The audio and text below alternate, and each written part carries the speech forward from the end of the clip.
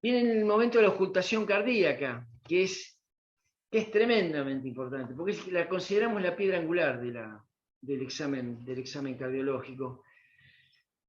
Ahí yo pongo, debe ser realizada en ambiente adecuado. Y sí, en la sala del hospital el ambiente es bastante adecuado, pero en una sala de guardia hay veces que es complicado poder ocultar un corazón.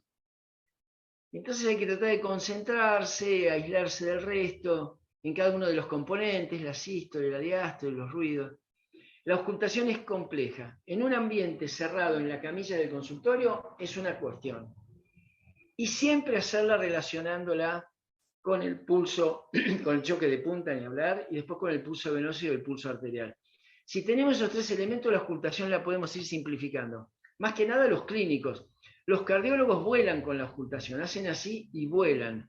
Para los clínicos nos cuesta un poco más encontrar un tercero, un cuarto, encontrar un clic, un chasquido. Sí, nos cuesta, no digamos que no. La membrana estereoscópica la usamos habitualmente para detectar ruidos y soplos de tono más alto. La campana permite lo de más bajo, tercero, cuarto ruido, un soplo de una estenosis mitral. Va a ser muy difícil de encontrar si no utilizamos la campana. La campana tenemos que apretarla muy suavemente, muy suavemente. Si se aprieta mucho, se complica. Es decir, se transforma más en una tensión tipo diafragma. Y la secuencia de la ocultación es como les dije hace un momento. Yo empiezo por el choque de punta y después voy al foco tricuspido, aórtico, pulmonar y el accesorio. Pero ustedes pueden. Hay muchos que empiezan por la base, aorta, pulmonar. Ese es un método personal. Ruidos cardíacos. Todos sabemos qué es el primer ruido, el segundo ruido, qué son los desdoblamientos. ¿Dónde buscamos el primer ruido y el segundo? Y lo ideal es encontrar el primer ruido bien en el foco mitral y tricuspidio, porque el primer ruido clásicamente dicen es el cierre de las válvulas auriculoventriculares. Sí, pero no es que las válvulas se cierran y golpean. El cierre genera fenómenos de aceleración y desaceleración de la sangre que dan esa vibración. Son más de 8 elementos que constituyen el sonido del primer ruido. Pero bueno, es el cierre de las válvulas auriculoventriculares. Tiene que ser único, aunque tiene dos componentes, y el lugar de escucharlo fundamentalmente con la campana, con la membrana y en donde está el choque de punta y en el foco tricuspidio. El segundo ruido es el cierre de las semilunares, de la aórtica y de la pulmonar. La aórtica siempre predomina por la presión sistémica y antecede al cierre de la pulmonar. Lo escuchamos con un ruido único, pero ante maniobras de inspiración profunda que retardan un poco el llenado ventricular derecho o en alguna situación donde existe un bloqueo de rama, sea de rama derecha, que amplía esa separación entre los dos componentes del segundo ruido, o el de rama izquierda, que uno lo puede escuchar desdoblado, y cuando expira, es decir, en la inspiración lo está escuchando doblado y cuando expira se hace único. Se denomina desdoblamiento paradojal eso, porque es como que se acerca el, el, el ruido del cierre de la válvula pulmonar estando retrasado el de la válvula aórtica. Eso se ve en los bloqueos de rama, después el soplo fijo de la comunicación interauricular, es una de las patologías de las cardiopatías que nosotros vemos los clínicos. Vemos comunicación interauricular. No vemos las patologías de pediatría que la ven los otros médicos que hacen pediatría o neonatología. El tercer ruido, ustedes saben que es un ruido diastólico, de llenado ventricular en la primera fase, en la protodiástole, y es un sonido de tono bajo, ese hay que buscarlo con la campana. También en la punta se busca. Los dos son ruidos de origen ventricular, aunque el cuarto es por contracción de la aurícula, pero es bien telediastólico, bien al final. Lo importante es que cuando estamos auscultando, hagamos jugar en el tiempo que tenemos la membrana y la campana. Que el paciente respire hondo y expire. No lleva más de 1 minuto y algo si queremos buscar una patología cardiovascular. Pero, como fue la primera pregunta que les hice, no siempre prestamos tanta atención, lo hacemos con tanto detalle. Yo soy realista con la cardiología que hago, ¿no es cierto? Pero tengan en cuenta que para escuchar un tercer ruido que es de llenado y en una pared ventricular que esté realmente dilatada, no hipertrofiada, se va a auscultar. Es bien cerca, es bien proto. En cambio, hacia el final, si aparece un ruido agregado que lo detectamos con campana, ese puede ser un cuarto ruido, y ese lo podemos encontrar en pacientes con hipertensión arterial crónica. Búsquenlo, que lo van a encontrar el cuarto ruido, lo van a encontrar. No se encuentra en una fibrilación auricular, porque no hay contracción auricular efectiva.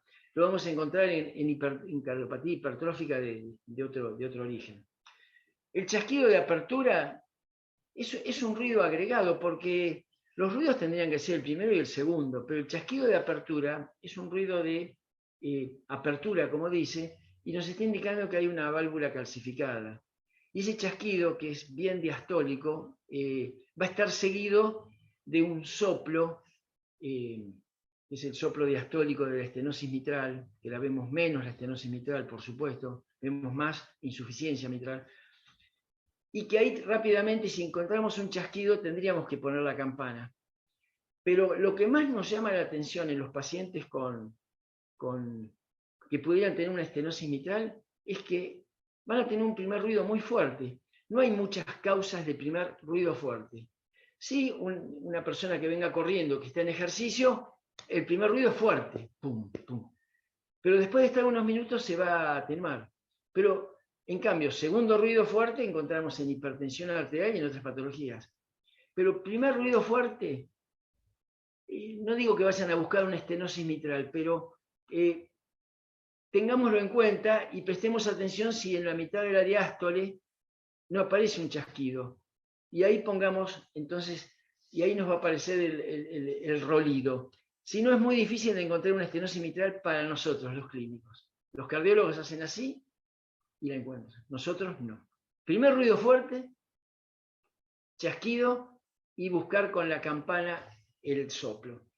Y después el clic mesosistólico, que se ve en mujeres jóvenes, ocultamos todos y realmente vienen con alguna sintomatología mínima, y si nosotros buscamos vamos a encontrar un soplo sistólico tardío, porque el clic aparece en la mitad hacia adelante, y ese clic mesosistólico, si le hacemos una maniobra valsalva o que se pare, puede extender el soplo, es decir, el clic se acerca y es una forma de detectarlo. Por supuesto que todos estos elementos los vamos a confirmar después con la realización de un ecodoppler, ¿no es cierto? Por eso es que la semiología orienta para que después podamos pedir métodos complementarios. Estos son los soplos. Hay soplos continuos que los vemos pero muy poco. Tendría que haber una patología congénita o alguna patología que no es lo habitual, pero sí los sistólicos y diastólicos, que pueden ser al comienzo, en el medio, al final, o ser pandiastólico o bolo sistólico o bolo diastólico. La intensidad va de 1 a 6, como nos enseñaron en la facultad a todos nosotros. Puede irradiar o puede ser fijo. Eso es muy importante. El fijo característico es el de la estenosis mitral. Ahí vas a tener el chasquido de apertura, primer ruido fuerte, el rolido y encima que no irradia a ningún lado. Es decir, nos dan a los clínicos 4 posibilidades de diagnosticarlo. El aórtico es el que más vamos a escuchar, porque hay un funcional del aórtico. Cualquiera de nosotros puede tener un soplito sistólico mitral, pero ya cuando aparece el soplo sistólico, mesosistólico romboidal, que irradia el cuello, bueno, ese tiene que hacernos sospechar en que hay una estenosis aórtica. No tiene por qué ser grave esa estenosis. Por supuesto que hay situaciones, si el paciente refiere cuadro sincopal o refiere episodios anginosos, o ya lo encontramos con insuficiencia cardíaca, pasó de medir 3 a 4 centímetros de diámetro esa aorta y pasó a una situación crítica de 0,7, 0,8 centímetros cuadrados. Bueno, eso es lo que nos va a dar ese soplo, la magnitud, y después lo vamos a poder caracterizar bien con el estudio complementario. Pero el diagnóstico lo hacemos con el estetoscopio. A nivel mitral, el soplo de regurgitación es el típico soplo holosistólico, que realmente se ausculta bien, fácilmente, en la punta, sí o sí irradia a la axila, sí o sí irradia a la axila. Y después dentro de los diastólicos, les nombré muy someramente el de la estenosis mitral, pero hay un soplo que es de la insuficiencia aórtica, que lo vemos, ese se ve más, es un soplo bien protodiastólico, bien precoz, es decir, apenas cierra la válvula, ya es aspirativo. Y la forma fácil de detectarlo es arriba de la horquilla esternal. Acá arriba, ustedes lo ponen que el paciente no respire y van a sentir. Es decir, es muy característico y si tienen dudas, lo tienen que mirar al paciente. Tiene lo que se llama baile arterial.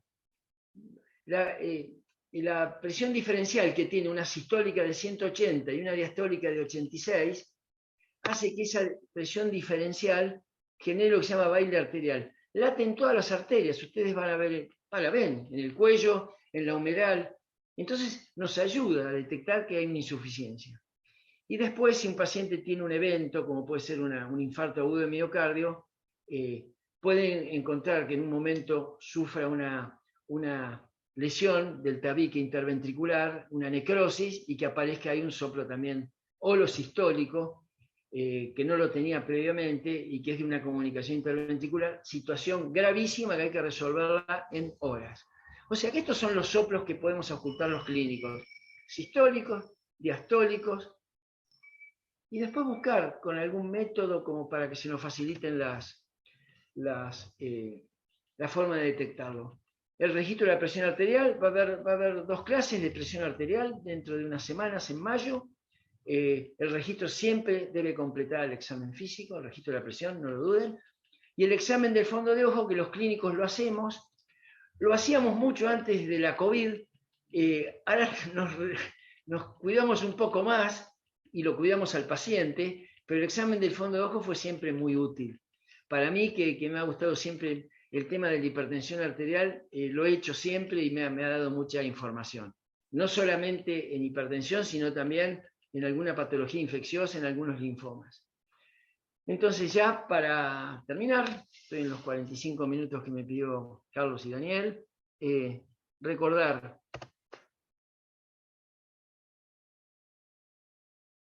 la mano. Bueno, muchas gracias.